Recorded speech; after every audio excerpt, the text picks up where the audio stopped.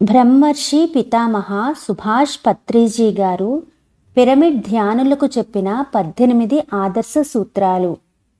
మొదటిది సరి అయిన ధ్యానం అంటే ఆనాపానసతి. ఆనాపానసతిని క్రమం తప్పకుండా అభ్యాసం చెయ్యాలి. అలాగే ఆనాపానసతి ధ్యానాన్ని అందరి చేత చేయించాలి. ఇందులో విశేషమైన ఆసనాలు, క్లిష్టమైన హఠయోగ ప్రాణాయామాలు ఏమాత్రమూ ఉండవు.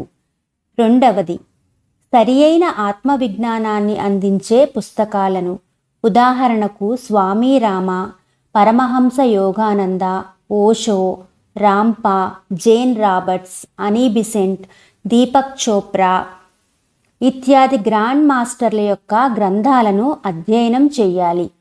మూడవది ధ్యాన అనుభవాలను ఇతరులతో పంచుకోవాలి. అలాగే అందరి ధ్యాన అనుభవాలను శ్రద్ధగా వినాలి. నాలుగవది వీలైనంత వరకు మౌనాన్ని అలవర్చుకోవాలి. అనవసరమైన ప్రాపంచిక మాటలు సంపూర్ణంగా నిషేధించాలి. ఐదవది పౌర్ణమి ధ్యానం తప్పనిసరిగా చేయాలి. ముఖ్యంగా సామూహికంగా అందరితో కలిసి పౌర్ణమి ధ్యానాలు విశేషంగా చేయాలి. ఆరవది ధ్యానానికి పిరమిడ్ శక్తిని వినియోగించుకోవాలి. ప్రతి ఇంటిలోనూ తప్పనిసరిగా పిరమిడ్లు ఏర్పాటు చేసుకోవాలి. ఏడవది అల్లోపతి మందులను పూర్తిగా మానివేయాలి. ధ్యానాన్నే శరణు వేడుకోవాలి. ఎనిమిదవది కోడిగుడ్లతో సహా మాంసాహారాన్ని పూర్తిగా విసర్జించాలి.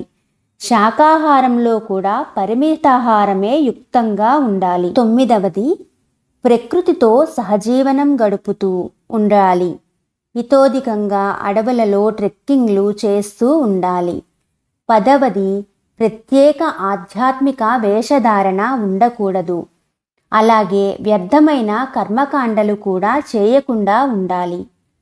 11వది చిన్ననాటి నుంచే పిల్లలకు తప్పనిసరిగా ఆనాపానసతి ధ్యానంలో శిక్షణను ఇవ్వాలి. 12వది ప్రతి ఒక్కరూ గురువులుగా తయారవ్వాలి.